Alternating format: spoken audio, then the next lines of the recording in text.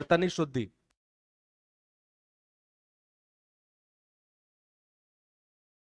आज की क्लास में वर्तनी शुद्धि नाम का टॉपिक है, उससे हम कंप्लीट करें।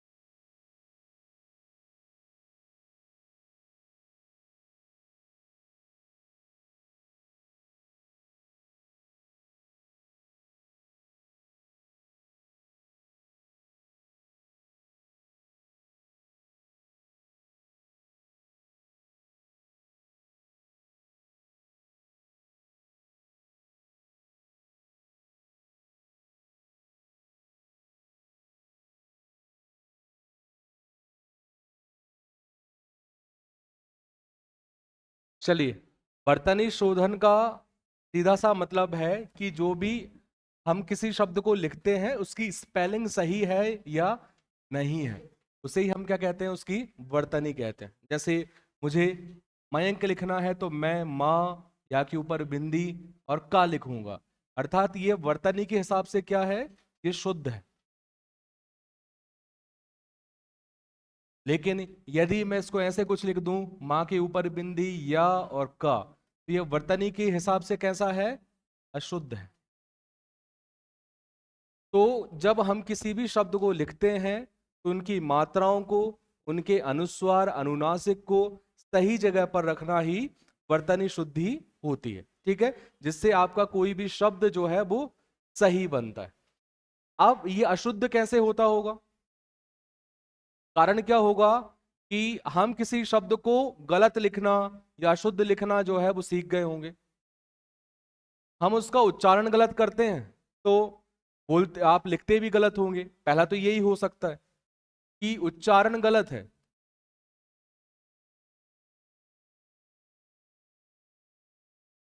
यदि उच्चारण अशुद्ध है तो आपकी वर्तनी जो है वो अशुद्ध हो जाएगी। दूसरा क्या हो सकता है, हमें उन मात्राओं का ज्ञान ही ना हो। ठीक है, अब चलिए आप बोल तो सही रहे हो, कभी कभी होता है कि आप बोलते सही हैं, आप बोलोगे मयंक ही, लेकिन आप लिखें ऐसा दोगे, तो इसमें क्या हुआ, आप उच्चारण गलत कर रहे हो क्या, नहीं, लेकिन आपको वर्तनी का ज्ञान नहीं है, आपको मात्राओं का ज्ञान है नहीं।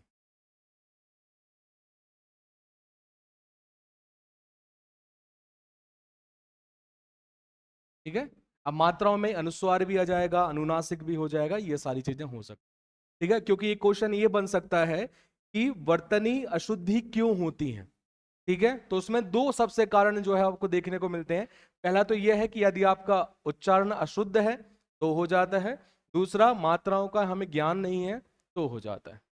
ठीक है, तो कितने लोगों को या कितने लोगों के साथ में जो है वो दूसरे की समस्या है, लगभग दूसरे की समस्या होती है, यार हम मात्राओं का ज्ञान हमें नहीं है तो हम वैसे लिख दे रहे हैं। उच्चारण में, उच्चारण तो हम सही बोलते हैं, ठीक है, लगभग लगभग हम सही बोलते हैं। कहीं कुछ जगहों पर हम जैसे अभ्यारण्य बोल देते हैं, तो अभ्या बोल भी गलत रहे हैं और लिख तो गलत है ही रहे हैं। ठीक है, वो अभ्या नहीं है, अभया है। ठीक है, हम बोल देते अभ्या और वो होता है अभया। और दोनों में से कौन सा सही है, दूसरा वाला। लिखते कौन सा है, फर्स्ट वाला, फर्स्ट वाला ही लिखते हैं आप। बहुत अच्छा, कितने लोग जो है वो सेकंड वाला अभी तक लिखते आ रहे थे, कोई है एक आध, नहीं है, मतलब अब सोचो हम पहले ही वाला है ही जो लिख रहे हैं। ठीक है, एक आपने ट्रक आदि पर पीछे देखा होगा माँ का आशीर्वाद, वो ऐसे कुछ लिख देते हैं, है ना। होता क्या है, आशीर्वाद।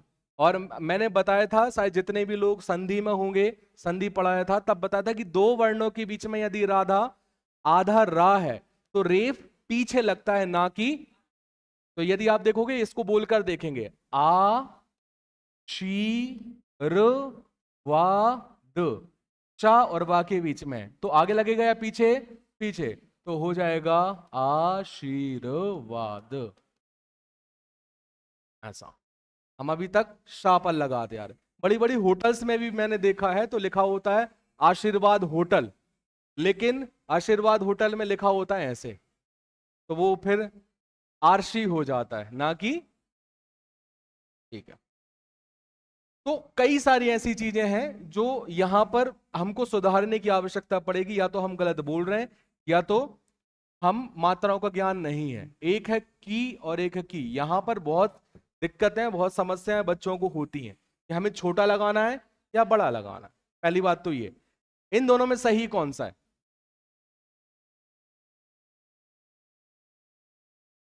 दोनों सही है कि पहला सही है? दोनों सही है, ठीक है। लेकिन इनका ज्ञान होना चाहिए कि ये की कहां लगेगा और ये की कहां लगेगा। इस की का प्रयोग कहां होगा? जहां आपको दो उपवाक्यों का या दो सब सेंटेंस का प्रयोग करना हो। उसने कहा कि मैं नहीं जाऊंगा। तो देखिए, यहां पर उसने कहा मैं नहीं जाऊंगा के बीच में आपने क्या लगाया? की। ये की का प्रयोग किसके रूप में हो रहा है? दैट के रूप में। और इस की मतलब राजा की पत्नी। की कैसा लगेगा? ऑफ के रूप में, मतलब जब संबंध दिखाने के लिए। तो छोटा की और बड़ा की, ये दोनों जगह अलग अलग तरीके से देखने को मिलेंगे, ठीक है। अच्छा, पत्नी सही है?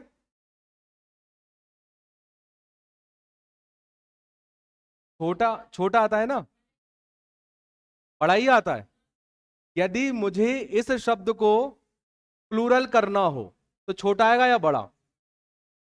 एक बात ध्यान रखना, बहुत सारे ऐसे शब्द हैं जो एक वचन में दीर्घ में होते हैं और बहुवचन में लघु में हो जाते हैं। जैसे मैंने आपको बताया था, हम बहुत सारे लोग हिंदू ऐसे लिखते हैं, गलत है। हिंदू है ऐसा। लेकिन जब आप इसको बहुवचन में करोगे तो हो जाएगा। आए समझ में? दवाइयां हम बहुत सारे लोग गलत लिखते हैं, हम लिखते हैं दवाइयां, गलत है। हाँ, दवाई सही है, लेकिन दवाइयां छोटा ही आएगा। हाँ हाँ, मिठाइयां, मिठाई ये सही है, लेकिन मिठाइयां ये सही। आ रहा है थोड़ा बहुत समझ में कि क्या होता है? एक वचन में तो दीर्घ होता है, वो बहुवचन में लघु हो जाता है। वो चाहे छोटा ई हो, चाहे छोटा ऊ हो, कुछ भी। आ रहा है समझ में? ठीक है। तो पहले तो इसकी एक परिभाषा लिखते हैं, फिर अशुद्धि का कारण देखते हैं, ठीक है। इसे हम क्रम से लिखना शुरू करते हैं। सबसे पहले आपने हेडिंग डाली होगी वर्तनी शुद्धि। लिखिएगा वर्तनी शुद्धि की अवधारणा। आवाज यार पहुंच रही मेरी पीछे था? ठीक है। पहले लिखिएगा वर्तनी शुद्धि की अवधारणा।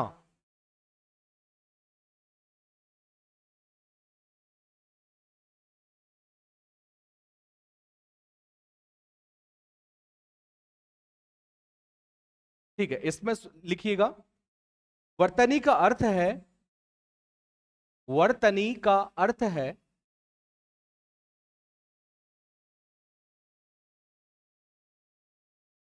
वर्तनी का अर्थ है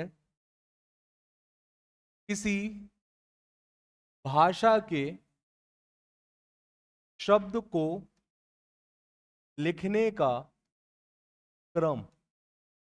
वर्तनी का अर्थ है किसी भाषा के शब्द को लिखने का क्रम।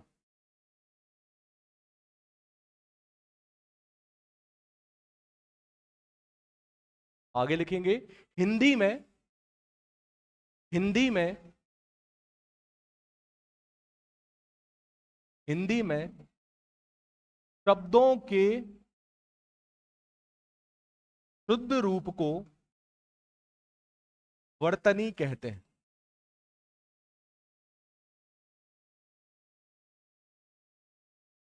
हिंदी में शब्दों के शुद्ध रूप को वर्तनी कहते हैं।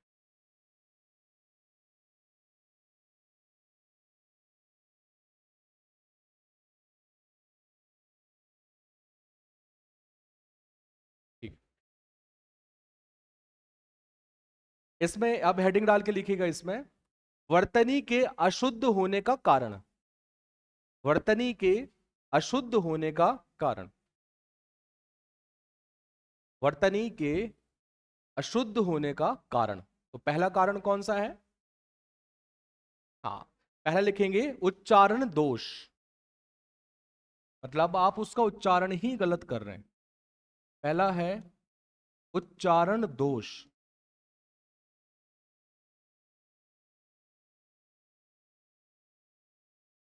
दूसरा है शब्द रचना। अब शब्द रचना में मैंने सेकंड नंबर आपको क्या बताया था? मात्राओं का ज्ञान नहीं है, आपको अनुस्वार का ज्ञान नहीं है, तो इसके कारण भी आप गलतियां करते हैं।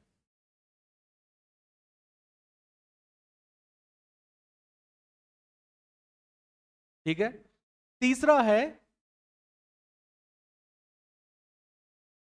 व्याकरण की अनभिज्ञता। अब व्याकरण की अनभिज्ञता, आपको भैया संधि का ज्ञान नहीं है, आपको लिंग वचन कारक का ज्ञान नहीं है, तो ये भी व्याकरण की अनभिज्ञता भी आपको सही कैसे लिखा जाना चाहिए वो भी आपको नहीं पता करा था। पहला उच्चारण का दोष है, दूसरा शब्द रचना है, तीसरा व्याकरण की अनभिज्ञता है। कोई और हो सकता है क्या? मतलब चौथा किसी भी, जैसे ये कामता प्रसाद गुरु के अनुसार मैंने बताए, चौथा उन्होंने दिया नहीं है, बट आपको लगता है क्या एकाध और कोई हो सकता है जिसके कारण हम गलत लिख देते हैं? हाँ, सुनने में, सुनने में परेशानी, मतलब कहा तो उसने सही था, हम उसको सही से नहीं सुन पाए, हाँ ये हो सकता है। सही श्रवण का अभाव, मतलब आपको किसी ने कुछ कहा और आप उसको सही से सुन नहीं पाए, अच्छे से वो डिलीवर नहीं हो पाया, तो यहां पर आप गलत लिख दोगे। हाँ, हाँ उस पे भी आएंगे, ये भी सही कहा। बोलियां, बोलियां से मतलब हम ये कह सकते हैं कि किसी भाषा का ज्ञान नहीं है। जैसे मान के चलो मैंने लिखा श्याम रंग तिहारो, और मैंने लिखा सा, सरोते वाला। अब आप कहोगे नहीं सर ये शाह होगा, क्योंकि श्याम होता है, श्याम नहीं होता। मैं कहूंगा नहीं बेटा, ये लिखा गया है अवधी भाषा में, और अवधी भाषा में शा का प्रयोग की जगह सा का प्रयोग होता है। तो यदि आपको सही से बोलियों का, भाषाओं का ज्ञान नहीं है, तो भी आप क्या करेंगे, सही से आप उसका नहीं वर्तनी नहीं लिखेंगे। पांचवा लिखेंगे भाषाओं, बोलियों का ज्ञान न होना।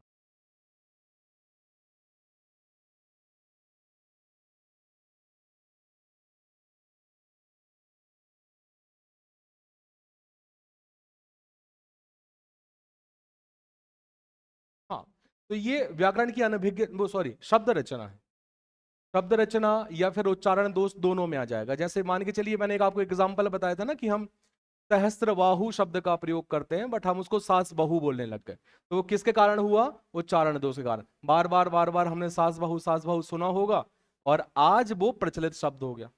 ठीक है, मतलब उसकी वर्तनी गलत है, लेकिन भी फिर भी हम कहते हैं कौन से मंदिर जा रहे हो? सास बहू के मंदिर जा रहे हैं। सास बहू का मंदिर कहाँ है?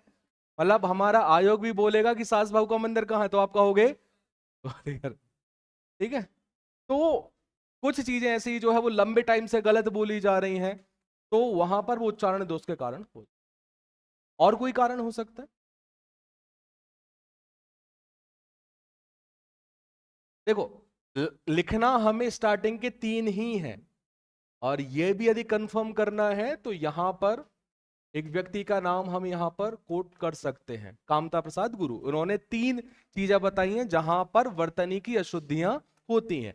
पहला उच्चारण दोष बताया है, दूसरा शब्द रचना बताया है, तीसरा व्याकरण की अनभिज्ञता बताया। ये तो केवल हमने बस थोड़ा सा दिमाग लगाने की कोशिश करी है, चौथा और पांचवा बस हमें पता रहे कि इन चीजों के कारण भी दिक्कत होती है। ठीक है, जैसे हमने एक शब्द देखा था अभयारण्य, वो आप क्यों गलत बोल रहे थे? व्याकरण की अनभिज्ञता। यदि आपको संधि करना आता तो तुरंत आप उसको करते अभय धन अरण्य।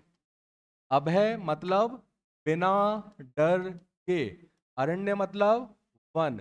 एक ऐसा वन जहां पर जानवर बिना डर के विचरण कर सकते हैं उसे अभयारण्य कहा जाता है। तो ये सीधा सीधा आपको पता चल गया।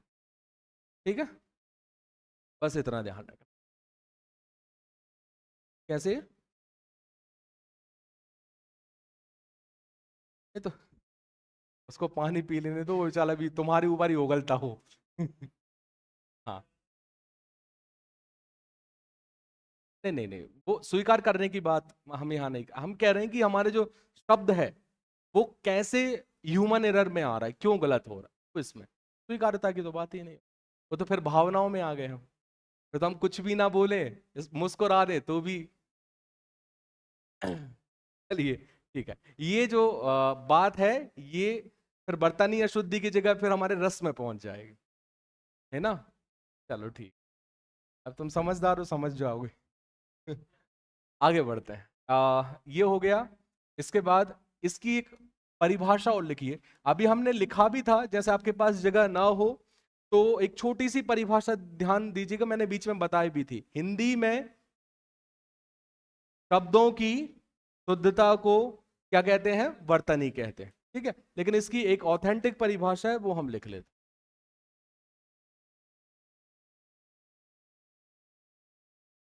ऐसे शब्दों का संग्रह जो, ऐसे शब्दों का संग्रह जो,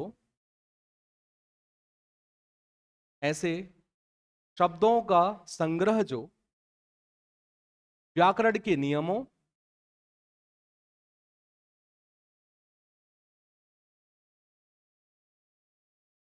ऐसे शब्दों का संग्रह जो व्याकरण के नियमों एवं अर्थ की शुद्धता,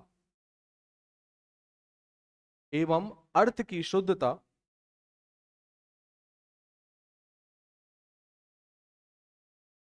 अर्थ की शुद्धता के पैमानों पर, के पैमानों पर, के पैमानों पर पूर्ण रूप से प्राधिकृत माने जाते हैं। पूर्ण रूप से प्राधिकृत, प्राधिकृत का मतलब होता है ऑथेंटिक, ठीक है, प्राधिकृत माने जाते हैं।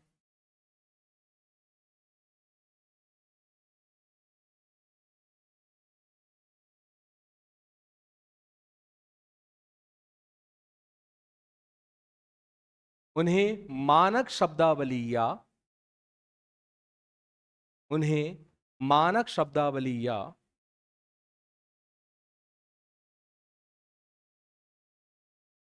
वर्तनी शोधन शब्द कहा जाता है।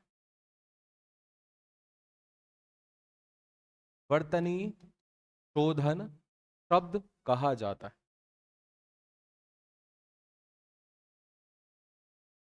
और वर्तनी शोधन क्या है? एक्चुअली किसी भी शब्द को शुद्ध करने की एक प्रक्रिया है, एक प्रोसेस है कि आप उसे किस तरीके से शुद्ध कर रहे हो, ये सारी चीजें। ठीक है, तो ऐसे कई सारे शब्द हैं जो तो हम पूरी तरीके से गलत लिखते ही हैं, लेकिन कुछ शब्द ऐसे हैं जहां उन दोनों के बीच में हम कंफ्यूज हो जाते हैं कि सही कौन सा है। ठीक है, यदि मैं कहूं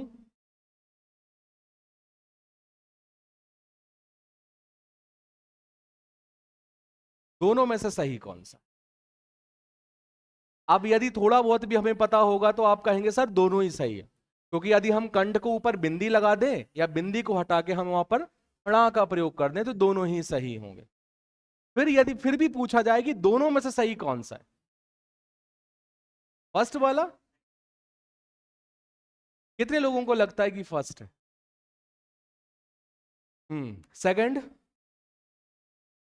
सेकंड क्यों लगता है? देखते हुए ही है, देख तो हम क्या पता क्या कह रहे हैं, मैं कॉपी देखता हूं ना, चेक करता हूं, मुझे दिख जाता है आप क्या क्या लिख रहे हो। आपका जो मैं है ना, मैं में बिंदी कभी रही नहीं है, क्या पता क्या दुश्मनी है बिंदी से। है को है को है लिखते हो, तो लिखने पे तो छोड़ दो। देखो, एक हिसाब से दोनों ही सही है, लेकिन इन दोनों के बीच में जब ये बात आई कि दोनों में से सही किसको माने, तब एक राजभाषा विभाग ने काम किया। काम क्या किया? एक पुस्तिका निकाली और उस रिपोर्ट के जरिए इन दोनों में से और कौन सा सही होगा उस चीज को बताया। ठीक है।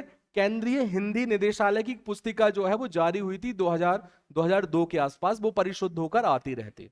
उसमें उन्होंने ये कहा कि जिनमें अनुस्वार लगा रहेगा, दोनों सही है, लेकिन जिसमें अनुस्वार लगा रहेगा वो सही माना जाएगा, जिसमें पंचम वर्ण का प्रयोग किया जाएगा वो गलत हो। ठीक है, मैं फिर से बता रहा हूं कि जब आप अपने आंसर को लिख रहे होंगे और इस कंठ की जगह आप ये कंठ लिखेंगे तो कोई फर्क नहीं पड़ता, आपको पूरे नंबर मिलेंगे, वो गलत नहीं है। लेकिन हम इन दोनों में से सोचे कौन सा है, तो फिर ये क्लियर है। अब देखिए,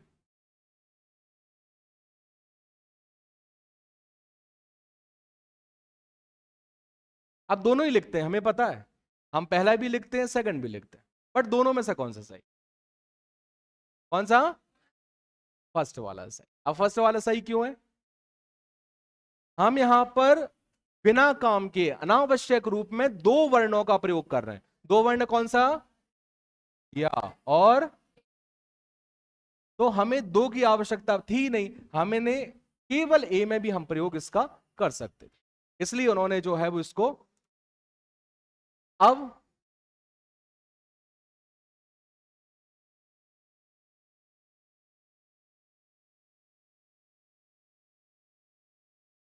लड्डू, लड्डू पहला या दूसरा? अरे यार पहला। हाँ दोनों तो सही हैं प्रभु, मैं ये शब्द वही बता रहा हूं जो दोनों सही हैं, लेकिन दोनों में से किसको और ज्यादा ऑथेंटिक माना गया, अभी मैं वो आपको होगा तो वो पीडीएफ भी मैं खोल के आपको बता दूंगा क्या क्या उनके द्वारा दिया गया है।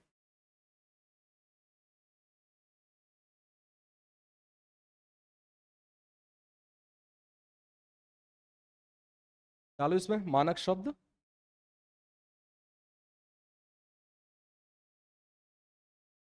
तो वो नहीं चलता क्या? कर दो मानक शब्द।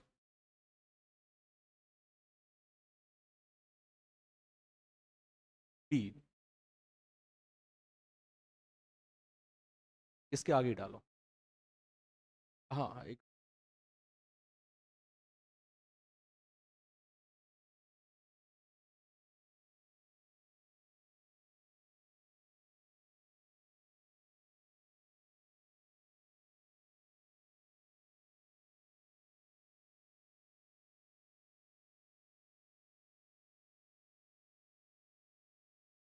हाँ तो उसमें जो लड्डू लिखा था ना, जिसमें आधा डा था फिर पूरा डा था, ऊ की मात्रा थी, वो पहला वाला सही था। दूसरा वाला जो लटका हुआ था ना, वो लटका वाला नहीं था।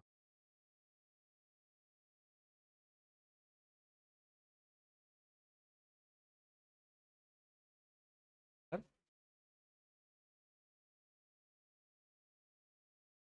रहने दे भाई, मत हो परेशान ला।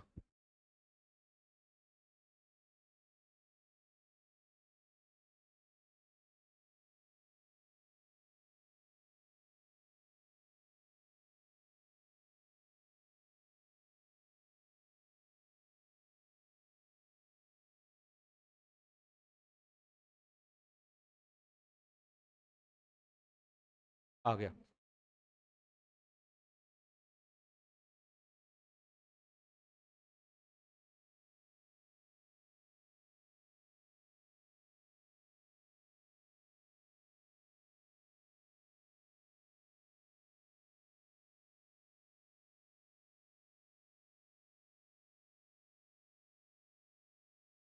हाँ।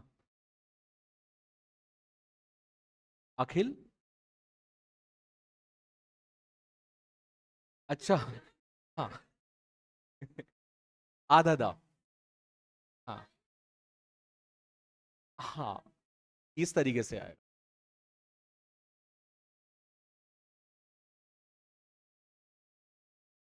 निजामुद्दीन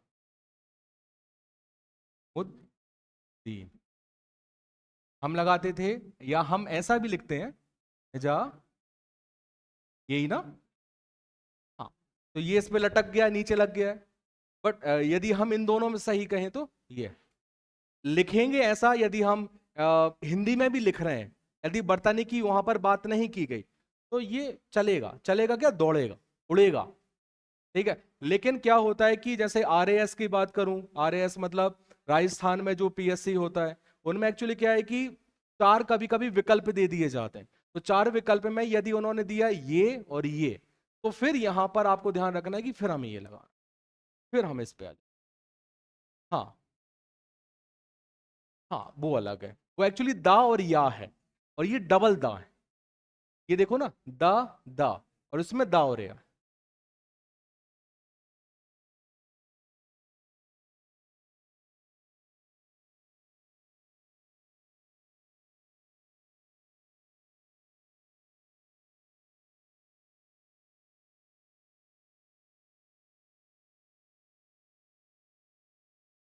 अभी कहानी शुरू नहीं हुई।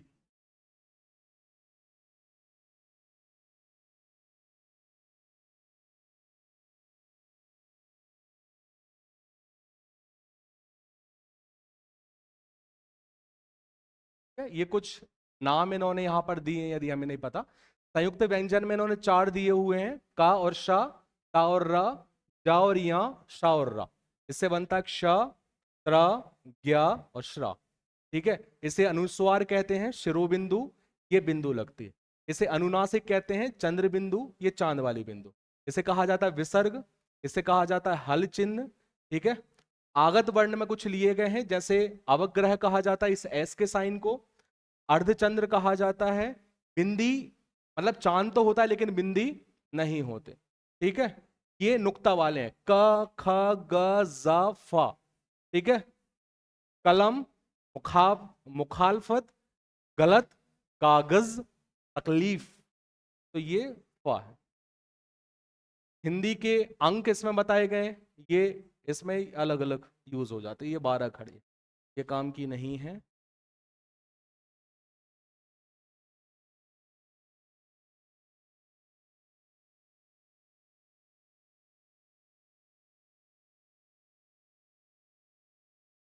हाँ, जैसे आप कभी पूछते हैं ना सर री का प्रयोग कैसे होता है, री का प्रयोग इन्होंने बताया है कि जब किसी व्यंजन के साथ में री लगता है तब वहां पर री होता है। जैसे यदि मुझे लिखना है,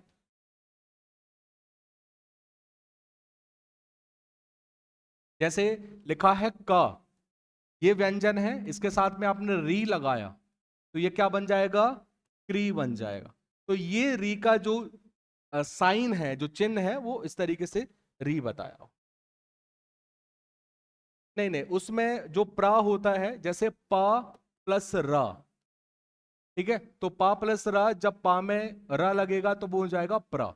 या तो आप ऐसा लिख दीजिए, या तो आप ऐसा लिख दीजिए, दोनों ही सही है। या तो आप ऐसी लाइन खींच देते हैं, या तो आप नीचे से।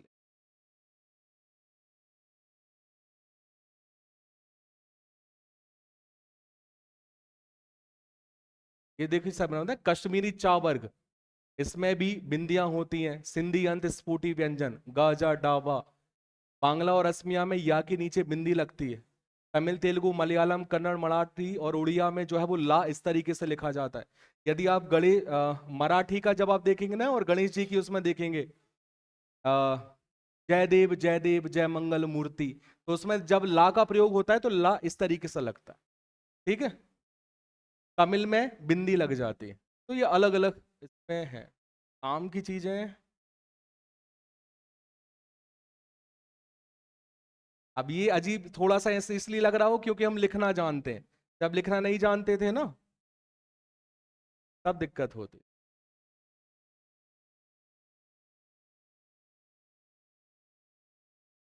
हम्म। एक चीज और शायद हम इसकी चर्चा कर चुके थे, जो यदि क्लास में नहीं था उनको बता देता हूं। कुछ वर्ण ऐसे होते हैं जिनमें से लाइन को हटाकर लिखा जाता है, और कुछ ऐसे होते हैं जिनमें लाइन को आप हटा नहीं सकते। जैसे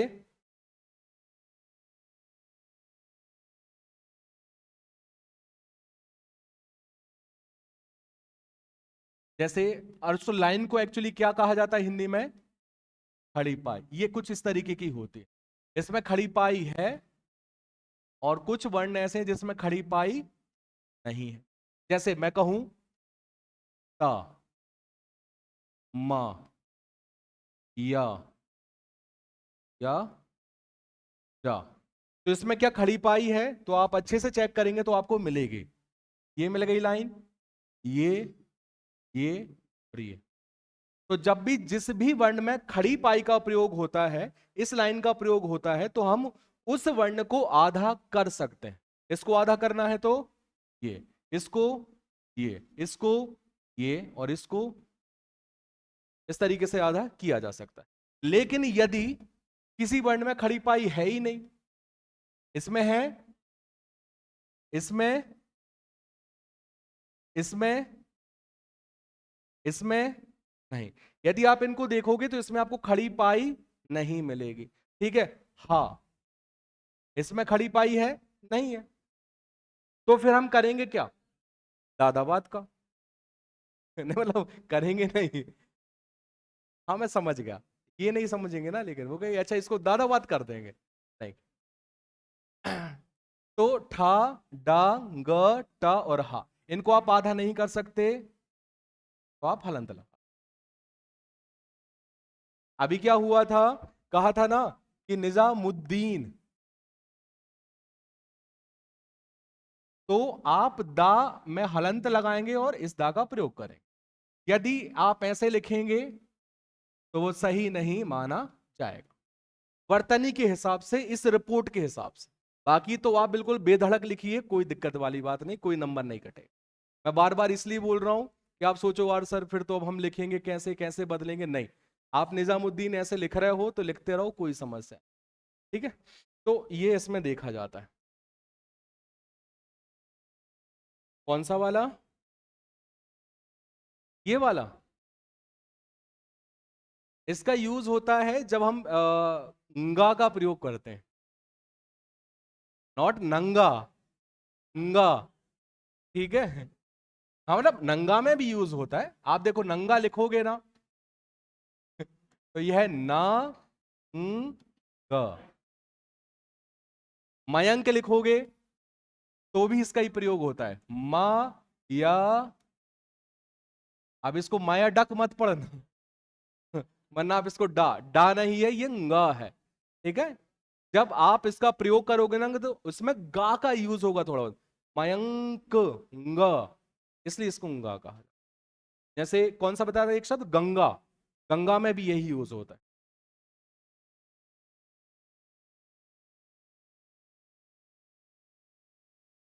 सॉरी, अच्छा एक तरीका और है इसको लिखने का, जैसे ये मयंक लिखा है ना, मा, या, ग, लटका दो इसको बहुत अलग अलग तरीके से। गंगा लिखना है,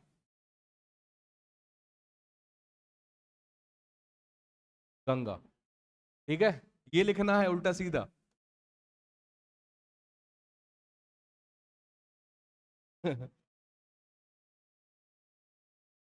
हाँ, हाँ लेकिन एक और अच्छी बात बता दूं, यदि इन दोनों में कहा जाए कि इस रिपोर्ट के अनुसार बर्तन शुद्धि कौन सी है, तो भाई साहब यहां तो आपको आना ही नहीं है, डायरेक्ट ये सही। उन्होंने कहा पंचम वर्ण का प्रयोग ही मत कीजिए, वो रूल आ नहीं रहा है, वो अभी मैं आपको दिखा देता हूं, अभी चलते चलते आपको मिल जाएगा। एक मिनट बेटा, बस एक मिनट, चलो ये देख लो, ये काम का है, अभी इसकी हमने चर्चा की थी थोड़ी देर पहले। 3.1.2.2, यदि आप इस रूल को देखोगे तो पता चलेगा, ग, छ, ट, ठ, ड, ढ और हा के संयुक्ताक्षर हल चिन्ह लगाकर बनाए जाएं जैसे। इसका मतलब है कि जब भी आप जुड़े हुए शब्दों का प्रयोग करेंगे तो आप उनको जोड़कर ना लिखेंगे, आप उनको अलग अलग करके लिखेंगे। जैसे वांग्मय, उच्छ्वास, देखिए सभी में हलंत है। लट्टू, अभी तक हम लट्टू कैसा लिख रहे थे, ये। ठीक है, बट उन्होंने क्या कहा है, आप उन्हें अलग अलग करके हलंत के साथ लिखोगे। बुढ़ा, चिन्ह, चिन्ह भी मैंने आपको कई बार ऐसे बताया होगा। ठीक है, ये भी सही है, बट इसके हिसाब से इन्होंने कहा कि भाई आप इन्हें अलग अलग कर कर लिखो। हाँ में हलंत लग गया ब्रह्मा। ब्रह्मा अभी तक हम कैसे लिख रहे थे, ऐसे लिख रहे थे, बट उनका भाई अलग अलग करो, हा अलग करो, माँ अलग करो, इस तरीके। हाँ, तो हमें छोटा नहीं, वो कर हम सही ही रहे थे, बट उनका आप अलग अलग लिखो, नहीं चलेगा। ठीक है, अब इन्होंने क्या कहा, व्यंजन बनाने में परंपरागत रूप को प्राथमिकता दी जाए। मतलब विद्या को आप ऐसे नहीं लिखोगे, आप विद्या को लिखोगे ऐसे ही, विद्यालय, विद्यमान, द्विवेदी, द्विधा। ठीक है, चलिए बाकी संयुक्त अरा के अक्षर यथावत चलेंगे, प्रकार, धर्म और राष्ट्र, इनमें कोई दिक्कत।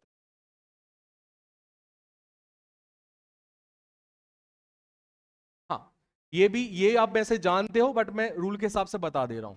जैसे ये लिखा है कुट्टिम, तो कुट्टिम एक हिसाब से ऐसे आना चाहिए।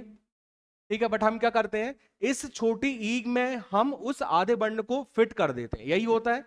ठीक है, तो देखो इन्होंने भी कहा है, हल चिन्ह युक्त वर्ण से बनने वाले संयुक्ताक्षर के साथ आने वाली ह्रस्व ई की मात्रा को शब्द युग्म के पूर्व से लगाते हुए पूर्ण व्यंजन तक ले जाया जाए। चिट्ठियां देखो, बुद्धिमान देखो, चिन्हित देखो, सभी में आधे वर्ण को उसके अंदर रखा गया। ठीक है, तो ये चलता है। ठीक है, चलो, पीछे मोबाइल में क्या कर रहे हो?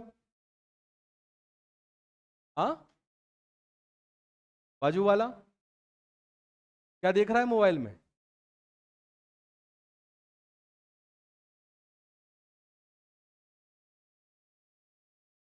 जूनियर एनटीआर।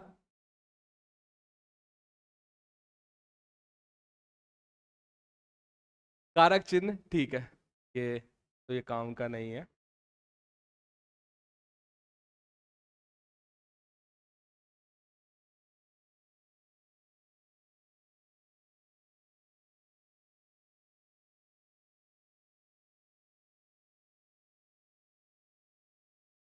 ये काम का है। ये देखो, अभी इसकी चर्चा हमने की थी, अनुस्वार शिरोबिंदु। संस्कृत शब्दों में अनुस्वार का प्रयोग अन्य वर्गीय व्यंजनों से पहले यथावत रहेगा। ठीक है, मैं तो कोई दिक्कत वाली बात नहीं। संयुक्त व्यंजन के रूप में जहां पंचम वर्ण के बाद सवर्गीय शेष चार वर्णों में से कोई वर्ण हो, तो एक रूपता के लिए अनुस्वार का ही प्रयोग किया जाना चाहिए। जैसे इन्होंने कहा है कि पंकज, पंकज कैसे लिखा जाता है, पंकज। लेकिन उन्होंने क्या कहा है कि आप पंचमाक्षर की जगह आप किसका प्रयोग करें, अनुस्वार का प्रयोग करें, तो आप पंकज ऐसे लिखेंगे, चल जाएगा। ठीक है, यदि गंगा लिखना है, अभी गंगा लिखकर बताया था मैंने, बट उन्होंने कहा आप बिंदी लगाओ, आप इसमें भी बिंदी, तो इन सभी में बिंदी लगेगा, आपको पंचम वर्ण का प्रयोग नहीं करना, ये रूल बोलता है। तो कुल मिलाकर ये सारी चीजें जो है वो इसमें दी हुई हैं कि आपको किस तरीके से लिखना है, यदि आप कंफ्यूज हो रहे हो। ठीक है, चलो वापस से आ जाओ।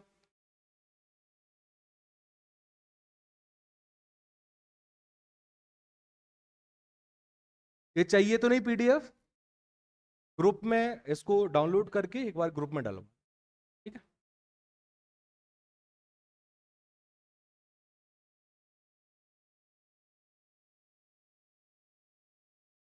चलिए एक और लाइन हम यहां पर लिखेंगे, लिखिएगा मानक भाषा। ये मानक भाषा क्या है?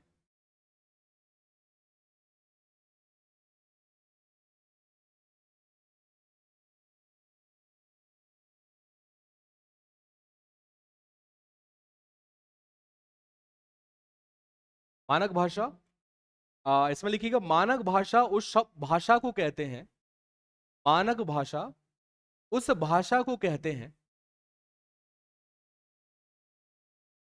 मानक भाषा उस भाषा को कहते हैं जो एक निश्चित पैमाने,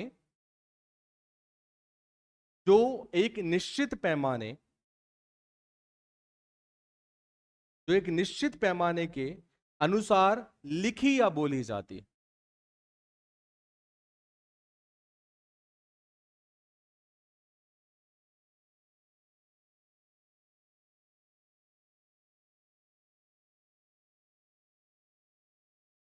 जो एक निश्चित पैमाने पर लिखी या बोली जाती है।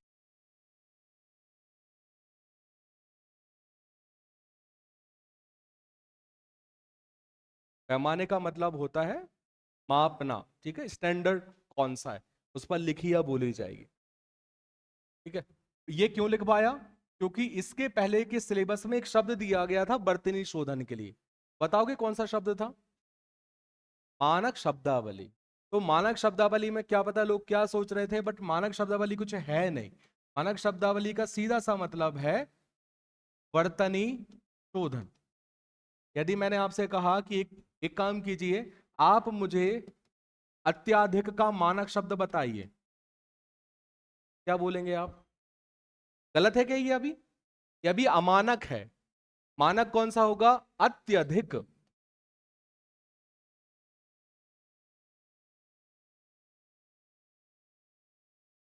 हम बोलते पहले ही हैं, आप ये बोले अत्याधिक मात्रा में वहां से सोना निकाला जाता है। अत्याधिक नहीं होता, अत्यधिक होता है। कैसे बना? अति धन, कौन सी संधि? यण स्वर से, ठीक है। तो इस तरीके से वहां पर बनाया जा सकता है। कुछ शब्द देखते हैं जिनको आप सही करके बताएं। चलिए, जैसे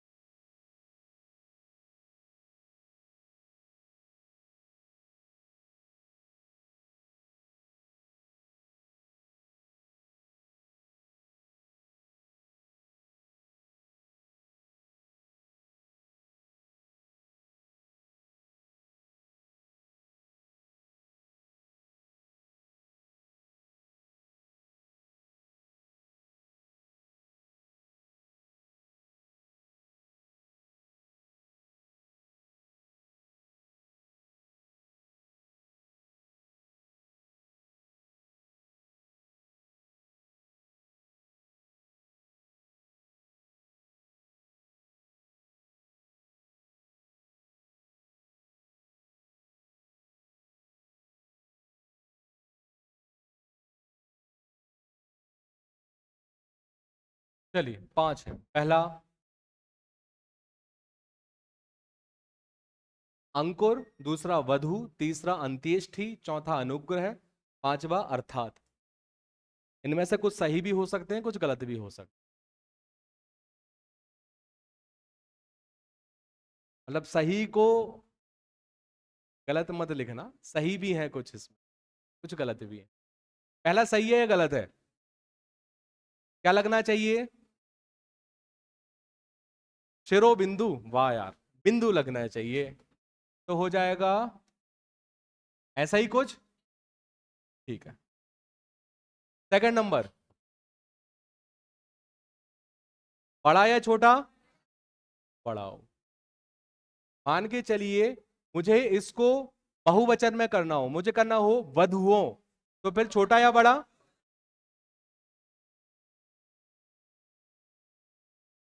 ठीक है। अंत्येष्टि सही है गलत है? हाँ, सही है। अंत्येष्टि होगा। अच्छा, टमाटर, अंत्येष्टि ऐसा कुछ क्या?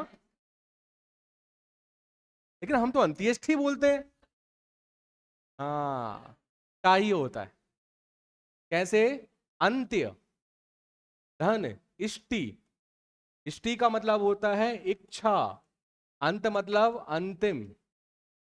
जब आपकी अंतिम इच्छा तक समाप्त हो जाए जिस संस्कार से, उसे कहते हैं अंत्येष्टि संस्कार। इसके बाद कोई इच्छा रहेगी? हमको जला दिया और फिर हमको अरे पैसा लाओ पैसा। नहीं, मतलब इष्टि का मतलब होता है इच्छा। जैसे परमेष्टि मतलब परम इच्छा, तो इष्टि शब्द का पर होता। अनुग्रह, ये वो वाला है। सही है गलत है?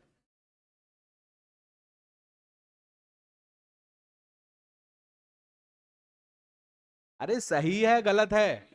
अच्छा सही है गलत है? सही है। अनुग्रह सही है। यदि अनुग्रह ऐसा दिया जाए तो ये गलत। अर्थात, हाँ सही है। यदि आप अर्थात ऐसा लिखते हो तो वो सही नहीं माना जाता, फलंत होना। बढ़िया है, आता तो है सब कुछ। आई मैग्नस के हो ना इसलिए।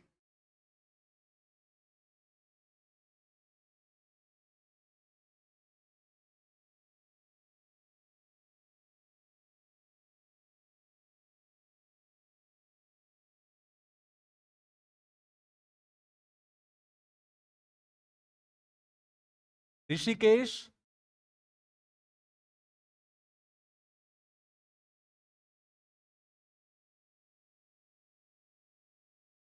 उपरोक्त,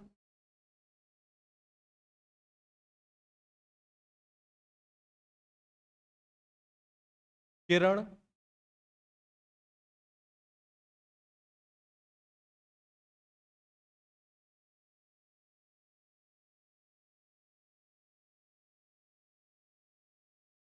कृपया,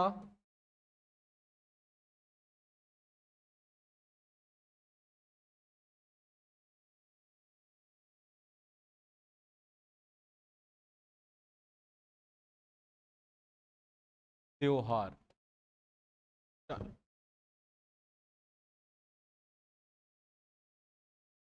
एक और लिख देते हैं, सन्यासी।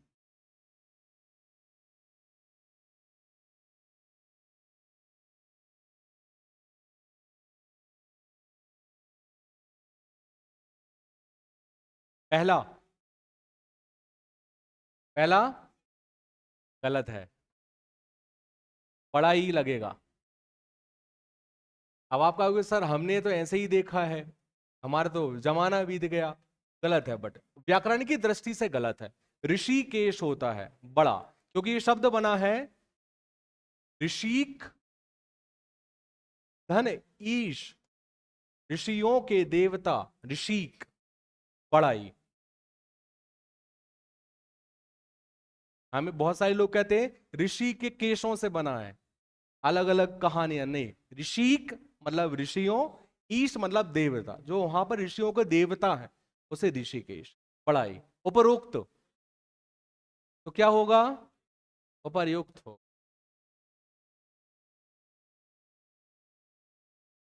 किरण, किरण होगा। किरण नहीं, सही है। कृपया गलत है, क्या आएगा? त्योहार। ये तो सही है। हम ऐसे नहीं लगाते क्या? दीपावली का त्योहार आ गया। नहीं, त्योहार इसलिए रखा क्योंकि हम ऐसे लिखते हैं, औ की मात्रा। जितनी भी आप ऐड देखिए, अच्छी से अच्छी ऐड, उसमें त्योहार आएगा। ठीक है, बिग सेल, त्योहार नहीं, त्योहार। सन्यासी, ये तो सही है भाई, गलत है। ऐसा कुछ है क्या? ठीक है। अच्छा, यदि मैं इसे ऐसा लिखना चाहूं तो?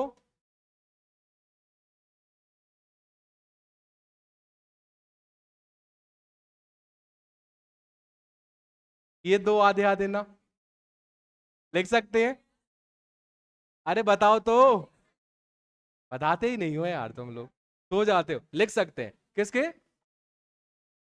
हाँ है सही, गलत नहीं है। बट अभी हमने वो जो देखा था ना, उसके हिसाब से तो भाई सन्यासी ये सही माना। कैसे? तुम दो बॉडी उठाओ, मिलाओ, क्या एक इंसान बन जाएगा? मैंने आपको बताया था ना, व्यंजन देह है और स्वर आत्मा है। मतलब जब भी आपको इन दोनों को मिलाना है तो एक स्वर और एक व्यंजन होना चाहिए। यदि आप दो ही व्यंजन करोगे तो दो देह बनेंगे, एक पूरा शरीर नहीं बने। और दो आत्माओं को आप डाल के देखो तो भी काम नहीं होगा। आपको एक शरीर एक आत्मा चाहिए, ये वाले एलिमेंट चाहिए, तभी जाके मिलेगा।